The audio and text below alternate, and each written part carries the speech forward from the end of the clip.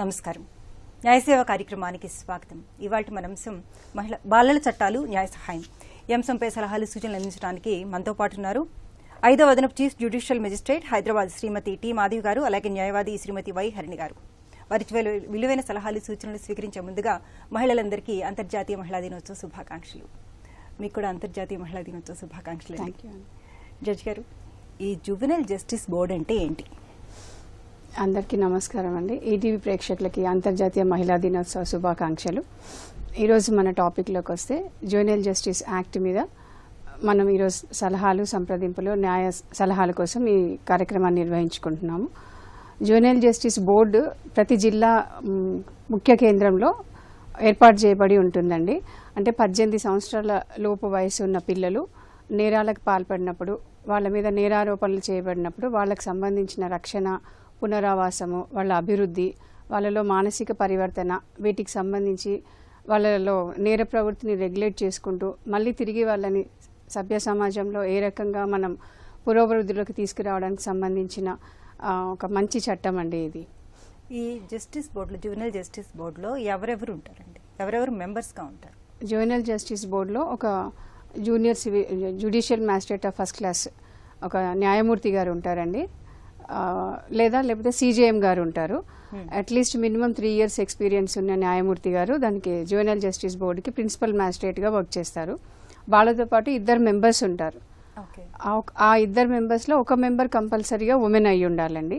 వాళ్ళకి at least minimum 7 years పిల్లలకు సంబంధించిన వాళ్ళ హెల్త్ గురించి కానీ, లేకపోతే సొసైటీకి సంబంధించి కానీ, న్యాయ విభాగంలో కానీ, సోషియాలజీలో కానీ, సైకాలజీలో కానీ వాళ్ళకి ఎక్స్పీరియన్స్ ఉండి ఉండాలి కంపల్సరీగా. ఈ ముగ్గురితో కలిసిన బోర్డునే జువెనైల్ జస్టిస్ బోర్డు అంటామండి. ఓకే, జువెనైల్ జస్టిస్ బోర్డులో ఎక్కడెక్కడ ఉన్నాయండి justice courts? Juvenile justice court ప్రతి జిల్లా కేంద్రంలోనూ ఉంటుందండి.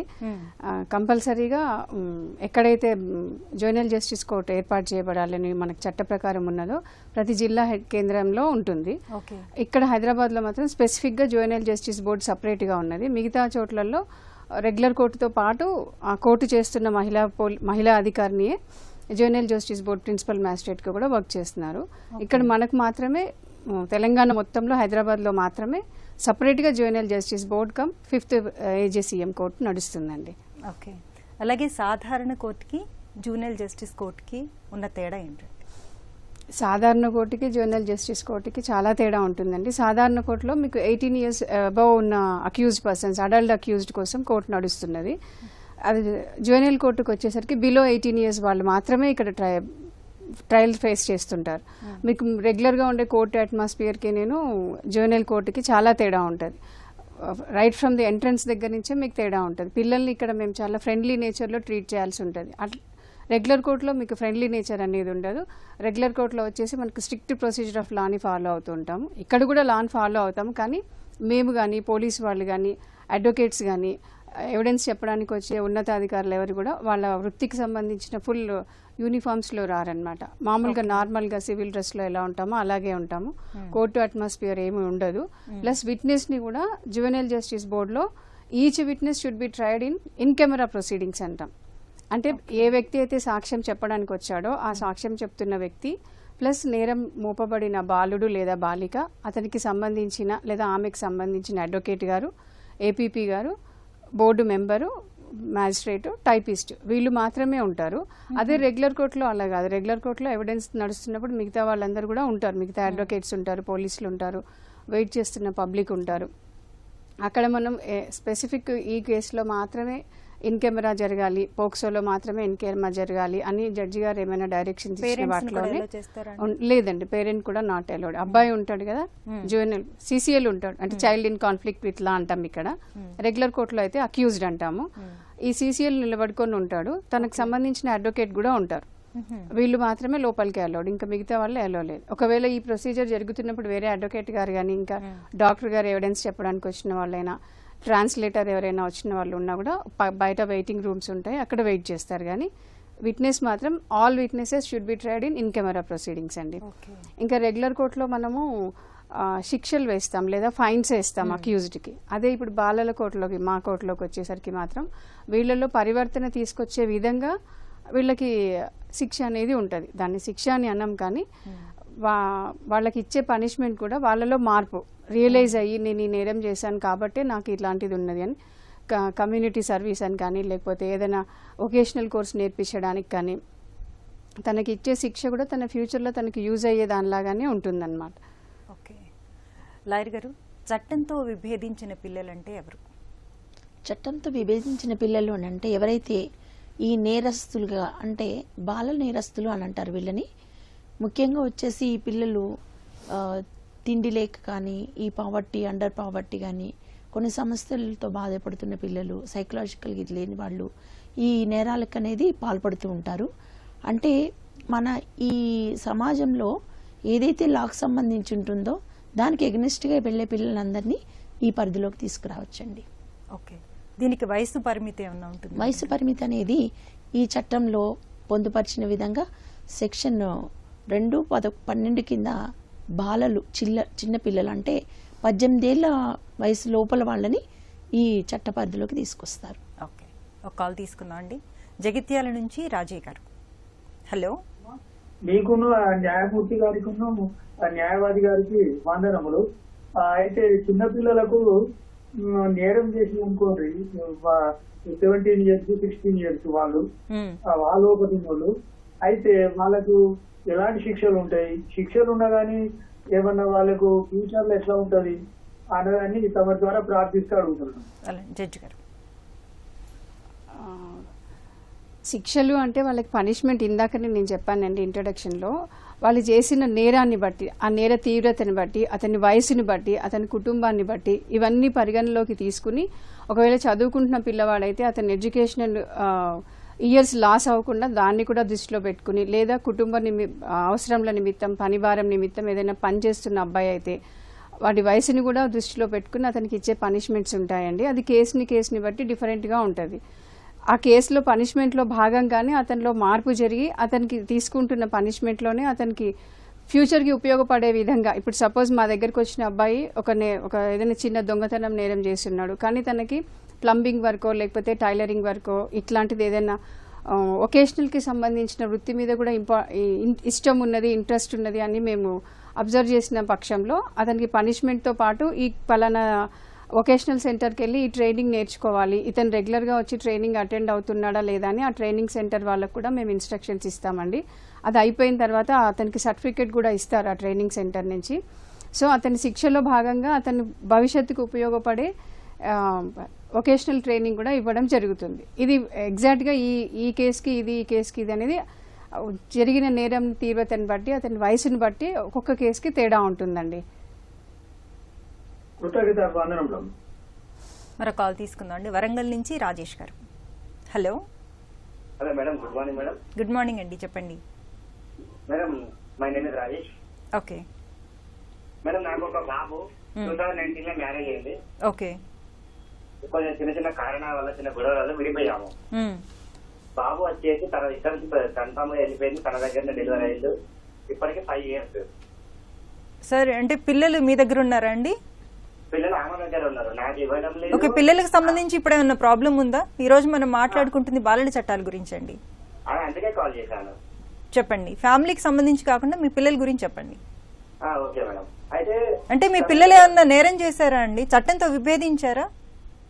నేరం ఏం చేయలేదు, కానీ నా దగ్గరికి రమ్మంటే వస్తలేదు, ఆమె నాకు ఇస్తలేదు. ఈ రోజు మనం మాట్లాడుకుంటుంది బాలల చట్టాల గురించి అండి. లాయర్ గారు, అలాగే ఇప్పుడు చట్టంతో విభేదించిన పిల్లలకి ఎలాంటి కౌన్సిలింగ్ ద్వారా వాళ్ళు మార్చొచ్చు? పిల్లలకండి చాలా వాళ్ళు సున్నితమైన పిల్లలు, అంటే వాళ్ళు కావాలని నేరం చేశారనేది మనం చెప్పలేము. కాబట్టి కౌన్సిలింగ్ అనేది మన బోర్డు మెంబర్ కానీ జడ్జి గారు కూడా, మన జడ్జి గారు కూడా కౌన్సిలింగ్ ఇస్తారు పిల్లలకి, అలాగే బోర్డు మెంబర్ గారు కూడా ఇస్తారు. అది కాకుండా మేము ఫ్రీ లీగల్ ఎయిడ్ అడ్వకేట్స్ని మేము కౌన్సిలింగ్ అనేది కూడా ఇస్తాము. ఇచ్చి పరివర్తన అనేది ఎలా అంటే అసలు ఆ పిల్లల బ్యాక్గ్రౌండ్ ఏంటి, ఏ విధంగా తల్లిదండ్రులు విభేదించడం వలన లేదంటే సమాజం దీని వలన ఏ విధంగా అనేది ఆ పిల్లలు ఈ నేరాలకి పాల్పడుతున్నారు అనేది కనుక్కొని దాని మీద బేస్డ్ ఆన్ దట్టే మేము కౌన్సిలింగ్ అనేది చేస్తామండి. అలా కొంతమంది పిల్లల్ని గ్రాడ్యువల్గా కౌన్సిలింగ్ చేయడం వల్ల ఇక్కడే కాకుండా హోమ్స్కి కూడా వెళ్ళి చేస్తాము. చేసినప్పుడు వాళ్ళు మారడం జరుగుతుందండి. చాలా కేసెస్లో మేము చూసాము. ఓకే. ఇప్పటి వరకు మేము చూసిన దేశంలో ఒక 2-3 నెలల క్రితమే ఒక బాబు రెగ్యులర్గా బైక్ తాళాలు తయారు చేసుకొని ఆ బైకులు దొంగతనం అనేది కంటిన్యూగా చేస్తూ ఉండేవాడు. ఆ పిల్లోడు మారాడండి. మారాడు, ఇప్పుడు ఏదో జాబ్ చేసుకొని బ్రతుకుతాండి అని ప్రామిస్ కూడా చేశాడు. నిన్నే వచ్చాడు ఆ పిల్లోడు, చెప్పాడు అనమాట, మేడం నేను మారుతాను, ఇలా ఉండను, ఇక ముందు నుంచి ఇలాంటి పని నేను చేయను అని చెప్తే మేము ఎంతో సంతోషపడ్డాం. అలా ఓకే, మరో కాల్ తీసుకుందాం అండి. రాజమండ్రి నుంచి ఈలియా బాబు గారు. హలో. నమస్తే మేడం. నమస్తే అండి, చెప్పండి మేడం. ఇప్పుడు జువైనల్ చట్టాల్లో 18 లోపు వయసు వరకు అంటారు కదా, మినిమం ఏజ్ ఎంత తీసుకుంటారు madam? Okay, 6 years to 7 years minimum అంటే as per general rules of law మనము బిలో 5 years వాళ్ళకి అసలు ఏమైనా నేరం చేయాలి అనే స్పృహ కూడా వాళ్ళకి ఏమి ఉండదండి. సో మినిమం ఏజ్ అంటూ మనము కౌంట్ చేసుకోవడానికి ఆ రకంగా కౌంట్ చేసుకుంటాము. చిన్నపిల్లోడు ఒక దొంగతనం చేశాడంటే కనీసం ఒక 9 years లేకపోతే 7 years అబోవ్ ఏజ్ నుంచే వాళ్ళు అట్లాంటి పనులను స్టార్ట్ చేసి మనకు రిజిస్టర్ అవుతాయి క్రైమ్స్ అప్ టు 18 years వరకు. ఓకే లాయర్ గారు, అలానే ఇప్పుడు చిన్నపిల్లలు అంటే ఇప్పుడు 10 years లో పిల్లలకి అసలు పాపం ఏం తెలియదు, వాళ్ళకి తెలియక చేస్తుంటారు. కానీ టీనేజ్ పిల్లలు అంటే 13 years నుంచి 18 years మధ్యలో వాళ్ళకి తెలుస్తుంది వాళ్ళు నేరం చేశారో, అదే తప్పు చేశాము అన్న విషయం వాళ్ళకి తెలుస్తుంది. అలాంటి వాళ్ళకి ఎలాంటి కౌన్సిలింగ్ ఇస్తారు, మరీ చిన్నపిల్లలకి ఎలా ఇస్తారు? ఇది మనం ఏంటంటే అండి, ఈ ఏజ్ గ్రూపులని మనము 7 నుంచి 16 సంవత్సరాలు, 16 సంవత్సరాల నుంచి 18 సంవత్సరాలు అడల్ట్స్ అన్న ఏజ్ అంటారు. 16 ఏళ్ల నుంచి 18 ఏళ్ల వరకు పిల్లలు ఏంటంటే వాళ్ళకి తప్పు చేస్తున్నారనే విషయం తెలుస్తుంది. అయినా కూడా ఏంటంటే సమాజం వీటికి లేదా మీడియా వీటికి లోబడి వాళ్ళు ఈ నేరాలను చేస్తూ ఉంటారు. అలాంటి వాళ్ళకి ఏంటంటే పెద్దవాళ్ళకి ఇచ్చినట్టుగానే, బాబు అలా కాదు ఇలాగా నువ్వు మారాలి, తల్లిదండ్రుల మాట వినాలి. వాళ్ళు ఏంటంటే తల్లిదండ్రుల మాట కూడా వినరు అసలు ఆ ఏజ్లో ఉన్న పిల్లలు. ఇంకా మనం చెప్తే వింటారా అని అనుకుంటే అలా కాదండి. మనం కూర్చొని వాళ్ళకి కౌన్సిలింగ్ కాన్స్టెంట్గా ఇస్తూ ఉంటే కనుక ఆ పిల్లలు ఒకసారి కాకపోయినా ఒకసారి వింటారు, ఇది మంచి చెడు అనేది తెలుస్తుంది. అలాగే చిన్నపిల్లలు అనుకోండి 16 years బిలో వాళ్ళకి అసలు ఏం తెలియదు, ఇది తప్ప ఇది కరెక్ట్ అనేది.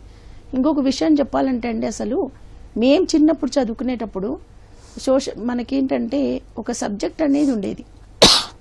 ఆ సబ్జెక్ట్లో ఏంటి మనకు చెప్పేవాళ్ళు అనమాట, ఏది మంచి చెడు అనేది ఒక సబ్జెక్ట్ అనేది ఉండేది అసలు ఇప్పుడు ఈ మధ్య అనేది ఏంటంటే ఒక హిస్టరీ అని కానీ లేదా ఇలాంటివి చెప్పడం కానీ లేదా అమ్మమ్మలు తాతయ్యల నుంచి ఒక స్టోరీస్ ఏది మంచి చెడు అనేది తెలియట్లేదు. సాధారణంగా ఏంటంటే ఈ మీడియాకి, ఈ సినిమాలకి లేదా సొసైటీ వీటికి లోబడి ఈ నేరాలను చేస్తున్నారు. ఆ పిల్లలకు ఏం తెలియదు అనమాట తప్పనేది. మనం తెలియచేయాలి, ఇది తప్పు, ఇది కరెక్ట్, ఇలా చేయకూడదు, ఇలా చేస్తే రేపటి రోజున మీ భవిష్యత్తు పాడవుతుంది, తర్వాత రోజున మీరు తప్పు చేయకపోయినా మీరు తప్పు చేశారని ఆ కేసులు ఇరికించి తీసుకొస్తారు, దానివల్ల మీ లైఫ్ మొత్తం ఖండమైపోతుంది అనేది మేము వివరిస్తామండి. అలాంటప్పుడు ఏంటంటే అలా వీళ్ళకే కాకుండా వీళ్ళతో పాటుగా తల్లిదండ్రికి కూడా కౌన్సిలింగ్ అనేది చేస్తాం.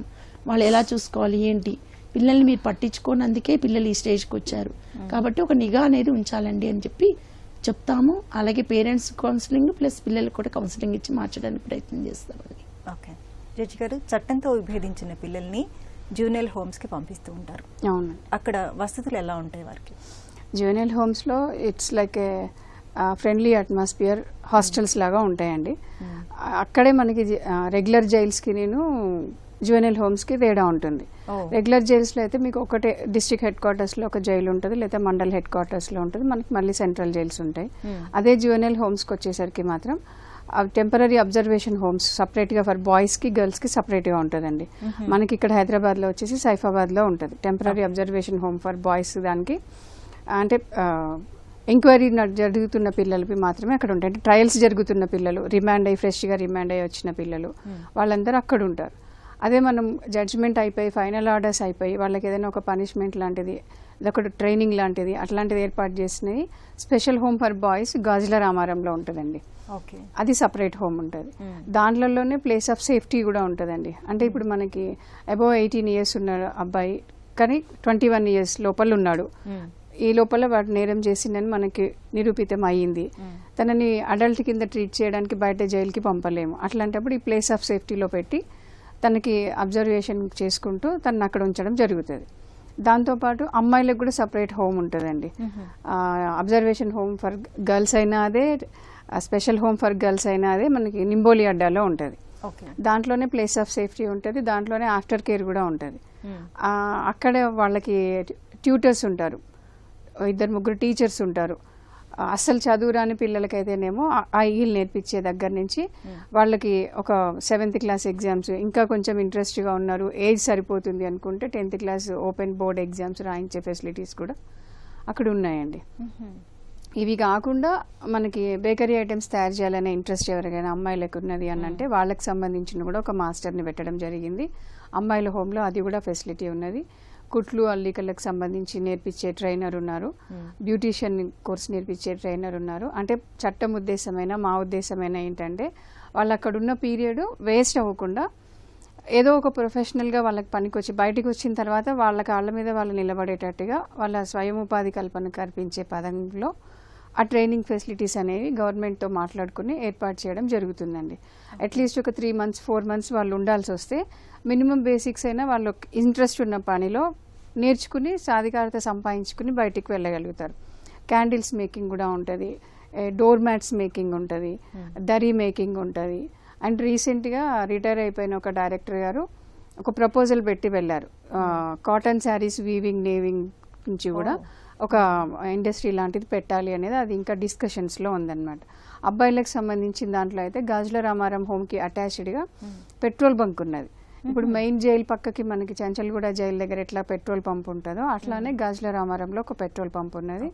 దాంట్లో కూడా వీళ్ళకి కొంచెం బయటికి వచ్చిన తర్వాత వాళ్ళు ఏమైనా పని చేసుకోవడానికి వీలయ్యే విధంగా కోర్సెస్ అక్కడ కూడా ఇప్పుడిప్పుడే స్టార్ట్ అవుతున్నాయండి. ఓకే, ఇక్కడ పేరెంట్స్ ఎప్పుడైనా వెళ్ళి వాళ్ళని చూసుకోవడానికి కూడా వెసులుబాటు ఉంటుంది. వీక్లీ వన్స్ ఫోన్ ఫెసిలిటీ ఉంటుంది. స్టాఫ్లో ఒక స్టాఫ్కి అసైన్ చేయడం జరుగుతుంది. తను ఇంకా కేవలం పిల్లలకు సంబంధించిన పేరెంట్స్కి లేదా వాళ్ళ గార్డియన్స్కి ఎవరికైనా ఫోన్స్ మాట్లాడించడం, వాళ్ళ వెల్ఫేర్ వాళ్ళు ఎట్లా ఉన్నారు ఏంటిది చెప్పడం, అప్ టు డేట్గా వాళ్ళకి హెల్త్ చెకప్స్ కూడా ఉంటాయండి. వాళ్ళకి సంబంధించి ఒక డాక్టర్, ఒక మెకానిజం ఉంటుంది. ఎవరైనా పిల్లలు కొంచెం డిప్రెస్డ్గా అయిపోతున్నారు, లోన్లీగా ఫీల్ అవుతున్నారు అంటే కూడా అబ్జర్వ్ చేసి మాకు ఇన్ఫర్మేషన్ ఇస్తారు. In turn we will take steps by consultation with the psychiatrist or psychologist. ఆ సెషన్స్ కూడా కండక్ట్ చేస్తాము. కౌన్సిలింగ్ కూడా ఉంటుంది. మనకు రెగ్యులర్ జైల్స్లో కౌన్సిలింగ్స్ ఒక లిమిటెడ్గానే చేస్తాం. ఇక్కడ మాత్రం అట్లా కాదు. ఇందాక మేడం చెప్పినట్టు లీగల్ ఎయిడ్ కౌన్సిల్స్ విజిట్ చేస్తారు. మంత్లీ వన్స్ ప్రిన్సిపల్ బోర్డ్ నేను వెళ్తాను ప్రిన్సిపల్ మ్యాజిస్ట్రేట్గా, మా మెంబర్ వెళ్తారు. వెళ్ళి పిల్లలతో ఇంటరాక్ట్ అవుతాం. వాళ్ళకి ఏం ఫెసిలిటీస్ ఉన్నాయి, న్యూట్రిషన్ ఫుడ్ ఒక ప్రిస్క్రైబ్డ్ చార్ట్లో ఉంటుంది వాళ్ళకి, అది వాళ్ళకి ప్రాపర్గా అందుతుందా లేదా, ఫెసిలిటీస్ కరెక్ట్గా ఉన్నాయా లేదా, ఇంక్లూడింగ్ వాష్రూమ్స్ కూడా చెక్ చేసి వస్తాం. Daily 3 times a day clean చేస్తున్నారా లేదా, స్ట్రెంత్ పెరిగిపోయినప్పుడు ఏ జిల్లాల నుంచి ఎక్కువ స్ట్రెంత్ వచ్చారు కొంచెం మానిటర్ చేసుకుని డిస్ట్రిక్ట్ లీగల్ సర్వీసెస్ అథారిటీ వాళ్ళతో ఒకసారి మాట్లాడుకుని, క్రౌడ్ ఎక్కువైపోయింది, ఇప్పుడు 100 మంది పిల్లల్ని ఉంచాల్సిన దగ్గర 150, 120 అట్లా ఒక్కొక్కసారి పెరిగిపోతారు. అట్లా ఇది జరిగినప్పుడు వాళ్ళకి ఆల్టర్నేటివ్ ఏం చేయాలి, మన ఇంట్లో పిల్లల్ని మనం ఎట్లా పట్టించుకుంటామో ఈక్వల్గా వాళ్ళని కూడా పట్టించుకొని వెల్ఫేర్ చూసుకుంటూ ఉండడం జరుగుతుందండి. అప్ టు డేట్గా వాళ్ళ ఫెసిలిటీస్ని మేము చెక్ చేసుకుంటూ ఉంటాం. ఏదైనా ప్రాబ్లం ఉంటే women and child welfare department వాళ్ళకి కంప్లైంట్ చేస్తాము. ఇంటర్న్ మళ్ళీ అది సాల్వ్ అయిందా లేదా కూడా మళ్ళీ వెళ్ళి చెక్ చేసుకుంటాము. అలాగే పిల్లలు ఇప్పుడు టీనేజ్ అమ్మాయిలు ఉంటారు, సో వాళ్ళు ఇంకా హైయర్ స్టడీస్కి వెళ్ళాలి అనుకున్నప్పుడు వాళ్ళకి ఫెసిలిటీ ఇస్తారా? ఇస్తామండి. ఇప్పుడు ఇందాక నేను మీతో చెప్పినట్టుగానే అమ్మాయిలకు సంబంధించి మాత్రం ఇంకెక్కువ శ్రద్ధ చూపిస్తున్నాం. ఎందుకంటే బయటకు వచ్చిన తర్వాత వాళ్ళు ఎవరి మీద డిపెండెంట్ అవ్వకుండా ఉండడం కోసం 21 years వరకు కూడా ఆఫ్టర్ కేర్లో ఉంచుకొని వాళ్ళకి పరిరక్షణకి, ఇంకా వాళ్ళకి ముందు సొసైటీలోకి వచ్చిన తర్వాత బ్యూటీషియన్ కోర్సు కానీ, టైలరింగ్ కానీ, ఒకేషనల్ కోర్సు కానీ, లేకపోతే వెనకాల ఒక పేరెంట్ కొంచెం సపోర్ట్ ఉండి మేము అమౌంట్ ఖర్చు పెట్టుకుంటాము, ఇంకా ఎయిర్ హోస్టెస్ ట్రైనింగ్ కానీ ఇట్లాంటివన్నీ కూడా ఉంటాయి కదా, స్వయం ఉపాధి పథకాల కింద పనికొచ్చే వాటికి ఆ ట్రైనింగ్ ఇప్పించిన తర్వాత బయటికి వెళ్ళిన తర్వాత వాళ్ళు మళ్ళీ మాకు ఫాలోఅప్లో ఉంటారు. మాకు కానీ లేకపోతే హోమ్ సూపరింటెండెంట్కి కానీ, జ్యువెనైల్ జస్టిస్ బోర్డ్ మెంబర్కి కానీ ఫాలోఅప్లో ఉండి వాళ్ళు ఎక్కడైనా ఏదైనా ప్రాబ్లం ఫేస్ చేసినా కూడా మా పరిధిలో మేము ఆ ప్రాబ్లమ్ని పరిష్కరించి వాళ్ళు కొంచెం అక్కడ సెటిల్ అయ్యేదాకా కూడా మేము కోఆర్డినేట్ చేసుకుంటూ ఉంటామండి. కౌన్సిలింగ్ కూడా చేస్తుంటాం. పేరెంట్స్కి కౌన్సిలింగ్ చేస్తాం, గార్డియన్స్కి చేస్తాం. ఇది కాకుండా మాకు రెగ్యులర్గా ఎవ్రీ ట్యూస్డే IMH నుంచి సైకాలజిస్ట్ వస్తారండి. మా చట్టంలో భాగంగా మేము వాళ్ళ ఎయిడ్ తీసుకుంటాం. పిల్లలతో ఇంటరాక్ట్ అయ్యేటప్పుడు వాళ్ళతో తీసుకుని వాళ్ళ ఒపీనియన్ని బేస్ చేసుకుని కూడా వీళ్ళకి ఏ రకమైన సోషల్ బ్యాక్గ్రౌండ్ నుంచి వీళ్ళు రావడం వల్ల ఇట్లాంటి నేరంకి పాల్పడ్డారు, ఇక ముందు కూడా వీళ్ళు ఈ అట్మాస్ఫియర్లోనే ఉంటే వీళ్ళు ఇంకా ఎంత పాడైపోయే అవకాశం ఉంది, లేదు ఈ అమ్మాయి మైండ్లోంచి కంప్లీట్గా ఆ పాత నేరంకి సంబంధించిన ముద్రలన్నీ చెరిగిపోయినాయా లేదా, ఇవన్నీ కూడా సైకాలజిస్ట్ గారి దగ్గర సలహాలు అప్ టు డేట్ తీసుకుంటూ అవసరం అనుకుంటే ఎవ్రీ ట్యూస్డే సైకాలజిస్ట్ థెరపీస్కి పంపిస్తామండి. తీసుకొని టాటా ఇన్స్టిట్యూట్ వాళ్ళ దగ్గర నుంచి కూడా కౌన్సిలింగ్ సెషన్స్ ఏర్పాటు చేస్తాము. ప్లస్ వాళ్ళ ద్వారా వీళ్ళకి ఏమైనా ఉపాధి పథకాలు ఉన్నాయా బయటకి వెళ్ళిన తర్వాత చేసుకోవడానికి, అది కూడా ఫాలో అప్లో చేసుకుంటాము. ఓకే. అలాగే చట్టంతో విభేదించిన పిల్లల్ని కంపల్సరీ జూనియర్ హోమ్స్లోనే ఉంచాలంటారా, లేకపోతే ఎలాంటి సందర్భాల్లో పేరెంట్స్కి కూడా అప్పగించవచ్చు? ఎలాంటి సందర్భాల్లో పేరెంట్స్కి అప్పగిస్తామంటే పేరెంట్ దగ్గర నుంచి మాకు అష్యూరెన్స్ రావాలి. మేము పేరెంట్ ఇంటరాక్షన్ చేస్తాం ఫస్ట్. అసలు ఒక పిల్లవాడిని నేరం మోపబడి రిమాండ్ తీసుకొచ్చి హోమ్లో పెట్టిన తర్వాత వితిన్ 1 వీక్ పేరెంట్తోనే ఇంటరాక్ట్ అవుతామండి. నేను కానీ మెంబర్ కానీ మా జూనియర్ బోర్డు మెంబర్ కానీ పేరెంట్స్ని పిలిపించి మా హోమ్కి వాళ్ళతో ఇంటరాక్ట్ అయ్యి అసలు పిల్లవాడు మీ మాట వింటున్నాడా వినడం లేదా, ఏ పరిస్థితుల్లో ఈ దొంగతనం చేశాడు లేదా ఈ నేరం చేశాడు లేదా ఇంకేదైనా పోక్సో కేసు చేశాడు, అసలు మీ మాట వినని పక్షంలో మాకు ఇచ్చేస్తే మేము CWC వాళ్ళకి హ్యాండ్ ఓవర్ చేస్తాం. లేదు పొరపాటున జరిగిందమ్మా, ఆ వీధిలో ఉన్న నేర ప్రవృత్తి ఉన్న కొంచెం పెద్ద గ్యాంగ్ పిల్లలతో తిరుగుతూ ఆ క్షణికావేశంలో ఈ నేరం చేశాడు, ఇక నుంచి ఇతన్ని చేయకుండా మేము చూసుకుంటాము, ఇతన్ని చూసుకునే పూర్తి బాధ్యత మాదే అని చెప్పి పేరెంట్స్ దగ్గర నుంచి అష్యూరెన్స్ తీసుకుంటే ఏదర్ లీగల్ ఎయిడ్ కౌన్సిల్ ద్వారా కానీ వాళ్ళు పెట్టుకున్న అడ్వకేట్ గారి ద్వారా కూడా ఒకటి రాయించుకుంటాం అఫిడవిట్ లాగా.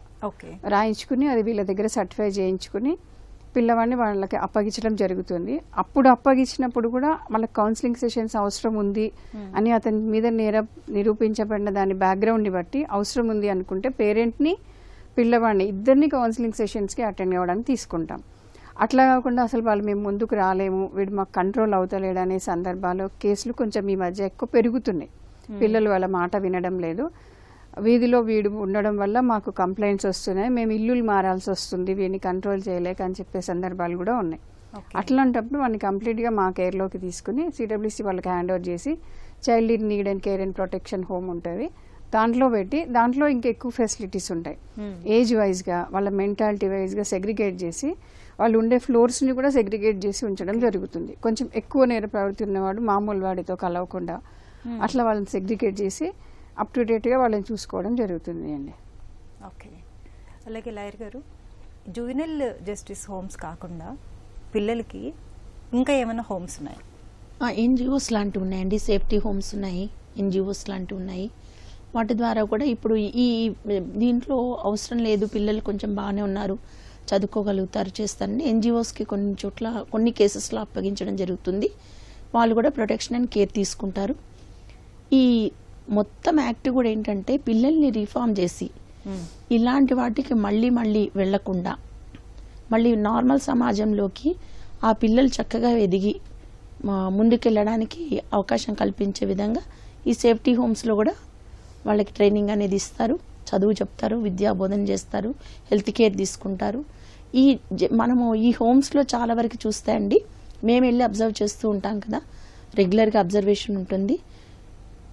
జస్టిస్ మేడం గారు ఇప్పుడు మా జడ్జి గారు ఎంత కేర్ తీసుకుంటారు, అలాగే హోమ్లో కూడా వాళ్ళు ఏంటంటే ప్రతి ఈచ్ అండ్ ఎవ్రీథింగ్ వాళ్ళు కేర్ తీసుకుంటారండి. మన పిల్లల కంటే కూడా వాళ్ళు చాలా బాగా కేర్ తీసుకుంటారు. అంటే వాళ్ళ తల్లిదండ్రులు కూడా అంత బాగా చూసుకోరేమో, కేర్ అండ్ ప్రొటెక్షన్ అనేది అంత బాగుంటుంది. ఓకే. జడ్జి గారు, ఈ చట్టంతో విభేదించిన పిల్లలు ఒకసారి హోమ్స్ నుంచి బయటకు వచ్చాక పోలీసుల అబ్జర్వేషన్ ఏమైనా ఉంటుందంటారా వారి మీద? ఆ నేర తీవ్రతని బట్టి కోర్టు డిసైడ్ చేస్తుంది. పోలీసు సుమోటోగా వాళ్ళేమి వాళ్ళ మీద అబ్జర్వేషన్ ఉంచుకోరు, మేమిచ్చే ఆర్డర్ని బట్టి. అంటే ఏ జిల్లాలో ఆఫీసర్ వాళ్ళ కేసులను చూసుకుంటారు కదా, వాళ్ళ పరిగణలోకి తీసుకున్నప్పుడు వాళ్ళు చేసిన నేరాన్ని పరిగణలోకి తీసుకుని, వాళ్ళ వయసుని పరిగణలోకి తీసుకుని, వాళ్ళ కుటుంబ నేపథ్యాన్ని, అబ్బాయి పెరిగి వచ్చిన వాతావరణ నేపథ్యాన్ని, కాలేజ్ కానీ స్కూల్ కానీ వాడు ఉండే ఏరియా కానీ దాన్ని అన్నింటినీ దృష్టిలో పెట్టుకొని మేము తీర్పు ఇవ్వడం జరుగుతుంది. కాబట్టి బయటికి వెళ్ళిన తర్వాత కూడా మళ్ళీ ఇతను ఇంకా ఇట్లాంటి గ్యాంగ్స్తో ఇంకా తిరిగే అవకాశం ఉందా, అసలు ఈ వాళ్ళ వల్ల వీడికి ఎంతవరకు రక్షణ ఉన్నది, దీన్ని దృష్టిలో పెట్టుకుని పోలీసు వాళ్ళతో ఇంటరాక్షన్ తక్కువగా పెడతాము. చైల్డ్ ప్రొటెక్షన్ ఆఫీసర్స్ ఉంటారు కదా, వాళ్ళ నిఘాలో వీళ్ళు ఉండేలాగా చూస్తామన్నమాట. రెగ్యులర్ లా అండ్ పోలీస్ వాళ్ళతో కాకుండా చైల్డ్ ఫ్రెండ్లీ పోలీస్ యూనిట్ ఒకటి CJP యూనిట్ ఉంటుంది, వాళ్ళకి ఇన్స్ట్రక్షన్స్ ఇస్తాము. అదర్వైజ్ DPOకి ఇస్తాం ఎక్కువ మటుకు. ఎందుకంటే ఈ చట్టానికి సంబంధించి ఎక్కువ బాధ్యత DPO వాళ్ళకి, child and women welfare development వాళ్ళకి ఉంటుంది. కాబట్టి రెగ్యులర్గా పిల్లలతో నేరం ఆరోపించబడిన క్షణం నుంచి వాళ్ళు ఆ జడ్జ్మెంట్ వచ్చి బయట ప్రపంచంలోకి కొంచెం వాళ్ళు మింగిల్ అయిపోయేంత వరకు కూడా వీళ్ళదే బాధ్యత ఉంటుంది. DPOస్ child and women welfare development వాళ్ళదే ఉంటుంది. కాబట్టి వాళ్ళ ఇంటికి వెళ్ళి కౌన్సిలింగ్ చేయడము, అతని యాక్టివిటీస్ని అబ్జర్వ్ చేయడం, ఇట్లాంటి కండిషన్స్ పెడతామన్నమాట. వాడి ఏజ్ని బట్టి, నేరాన్ని బట్టి 1 year 2 years 3 years వరకు DPO అబ్జర్వేషన్ పెడతాం. So they will be under the surveillance of DPO or the police or any social organisation. It depends upon case to case and mentality, ability of the child. Okay, అది మార్పు వస్తూ ఉంటుంది ఒకళ్ళని బట్టి. హైదరాబాద్ నుంచి కృష్ణ గారు. Hello. Hello madam, నమస్తే madam. నమస్తే అండి, చెప్పండి మేడం. ఇది ఇప్పుడు చిన్నపిల్లలకు ఉన్నారు కదా, ఇప్పుడు నేరం చేయకుండా ఇప్పుడు వాళ్ళ పేరెంట్స్ బెందుబడి చదివించుకోలేక సమాజం తెలవలేక ఉంటారు కదా, వాళ్ళకి ఎటువంటి సజెషన్ ఇవ్వాలి? ఓకే జడ్జి గారు. అంటే వాళ్ళు నేరం చేయకుండా తల్లిదండ్రుల కెపాసిటీ లేదు కాబట్టి వాళ్ళకి ఎడ్యుకేషన్ కావాలి అంటారు. దీనికి సంబంధించి అయితే మీరు డిస్ట్రిక్ట్ లీగల్ సర్వీసెస్ అథారిటీకి వెళ్తే అక్కడ మీరు ఒక అప్లికేషన్ ప్రజెంట్ చేస్తే దాన్ని బట్టి, ఆ ఫ్యామిలీ బ్యాక్గ్రౌండ్ని బట్టి, ఆ అబ్బాయి యొక్క ఏజ్ని బట్టి, అబ్బాయి కానీ అమ్మాయి కానీ ఏజ్ని బట్టి వాళ్ళకి ఏ క్లాస్కి ఎలిజిబిలిటీ ఉంటుంది, ఏదైనా NGOస్కి కానీ లేకపోతే సోషల్ వెల్ఫేర్ ఆర్గనైజేషన్స్కి కానీ రిఫర్ చేయడం జరుగుతుందండి. మేము ఈరోజు డిస్కషన్కి పెట్టిన చట్టం మాత్రం ఆ బాలలు కానీ బాలికలు కానీ బిలో 18 years వాళ్ళు నేరం చేస్తే సొల్యూషన్ ఏంటి అనేది మనం మాట్లాడుకుంటున్నాము. అది కాకుండా పేరెంట్స్ యొక్క ఇనబిలిటీ వల్ల వాళ్ళు చదువుకోలేకపోయారు అన్నప్పుడు మాత్రం DLSAకి కన్సల్ట్ అయితే అక్కడి నుంచి వాళ్ళకి ఫర్దర్గా రిఫర్ చేస్తారండి ఎడ్యుకేషనల్ ఇన్స్టిట్యూషన్స్కి. అక్కడ మీకు అడ్మిషన్స్ దొరికే అవకాశాలు ఉంటాయి. అంటే మదర్ వాళ్ళ దగ్గర ఫాదర్ వచ్చి డిమాండ్ చేసి నా కొడుకుని అప్డేషన్ అని చెప్పేసి ప్రెజర్ చేస్తారు కదా, ఇప్పుడు మీ సర్వేక్షణలు ఉంటే అలాంటివి జరగకుండా ఇప్పుడు పిల్లల వల్ల అటు ఇటు తిప్పకుండా భవిష్యత్తు బాగుండే యోచన ఉంటుంది కదా, తప్పదు కదా మేడం. అంటే పేరెంట్స్ ఇద్దరు కలిసి చదివించడం లేదా? లేదు, అదే సంబంధించిన మీరు కొంచెం క్లారిటీగా చెప్తారా? అంటే పిల్లలు ఎవరి కస్టడీలో ఉన్నారు ఇప్పుడు? మదర్ కస్టడీలో. మదర్ కస్టడీలో ఉన్నారు. మరి మదర్ చదివించలేకపోతుందా? ఫాదర్ ఏమయ్యారు? ఫాదర్ డైవర్స్ తీసుకొని దూరం అవుతుంది. అట్లాంటప్పుడు women and child welfare organisation వాళ్ళ దగ్గరికి వెళ్ళి కలవాలండి. వీళ్ళు రిటర్న్ గా రాతపూర్వకంగా రాసి కలిస్తే they will take proper steps by directing any social welfare schools కానీ ఆర్గనైజేషన్స్ లో కానీ సెమీ సోషల్ వెల్ఫేర్ ఆర్గనైజేషన్స్ లో కానీ రిఫర్ చేస్తారు. రిఫర్ చేసి వాళ్ళని కంప్లీట్ గా కస్టడీలోకి తీసుకోవడమా లేకపోతే పార్షియల్ గా కస్టడీలోకి తీసుకోవడమా అనేది వాళ్ళ నేపథ్యాన్ని బట్టి డిసైడ్ చేసి హోమ్స్ లో ఉంచి చదివించడమా లేకపోతే తల్లి దగ్గర ఉంచే వాళ్ళకి ఎడ్యుకేషన్ కి, క్లాతింగ్ కి, హెల్త్ కి సంబంధించిన ఎయిడ్ అందించడం అనేది డిపెండ్ అయి ఉంటదండి. సంగారెడ్డిలో మీరు women and child welfare department కి కానీ లేదా సంగారెడ్డిలో ఉన్న మా డిస్ట్రిక్ట్ లీగల్ సర్వీసెస్ అథారిటీలో కానీ కంప్లైంట్ ప్రెజెంట్ చేయండి. మీరు రిటర్న్ గా ఇస్తే దాన్ని బట్టి యాక్షన్ తీసుకోవడం జరుగుతుంది. జడ్జి గారు, అలానే 2 తెలుగు రాష్ట్రాల్లో జూవెనైల్ హోమ్స్ ఎక్కడెక్కడ ఉన్నాయి? ప్రతి జిల్లా కేంద్రంలోనూ ఉన్నాయండి. జూవెనైల్ హోమ్స్ ప్రతి జిల్లా కేంద్రంలో ఉంటాయి. 2 తెలుగు రాష్ట్రాల్లోనూ ఉన్నాయి. ఓకే, అంటే మనకి హైదరాబాద్లో ఎన్ని ఉన్నాయి, అలాగే మన తెలంగాణలో ఎన్ని ఉన్నాయి, ఆంధ్రాలో ఎన్ని ఉన్నాయి? తెలంగాణలో ప్రతి జిల్లా కేంద్రంలోనూ ఉన్నాయి. ప్రతి జిల్లా కేంద్రంలో జూవెనైల్ హోమ్స్ ఉంటాయి. ఏపీలో కూడా అలానే ఉన్నాయి. ఏపీలో కూడా అలాగే ఉంటాయి. మనకి హెడ్ ఆఫీస్ లాగా ఇక్కడ మాత్రం అబ్బాయిలకి అమ్మాయిలకి సపరేట్ గా ఉన్నాయి. అబ్బాయిలకు వచ్చి మాత్రమే మీకు ఎంక్వైరీ జరుగుతున్నప్పుడు temporary observation home for boys Saidabad లో ఉంటుంది. ఈ తీర్పు ఇచ్చిన తర్వాత వాళ్ళకి ఇచ్చే శిక్షా విధానాన్ని బట్టి తీసుకొచ్చి మనం స్పెషల్ హోమ్ కి అసైన్ చేస్తాం. అది మాత్రం డిఫరెంట్ గా ఉంటుంది. ఇప్పటి వరకు మనం బాలల చట్టాలు న్యాయ సహాయం అంశంపై సలహాలు సూచనలు స్వీకరించాం. వచ్చే శనివారం 9:30 న్యాయ సేవ కార్యక్రమంలో మళ్ళీ కలుసుకుందాం. అంతవరకు సెలవు. నమస్కారం.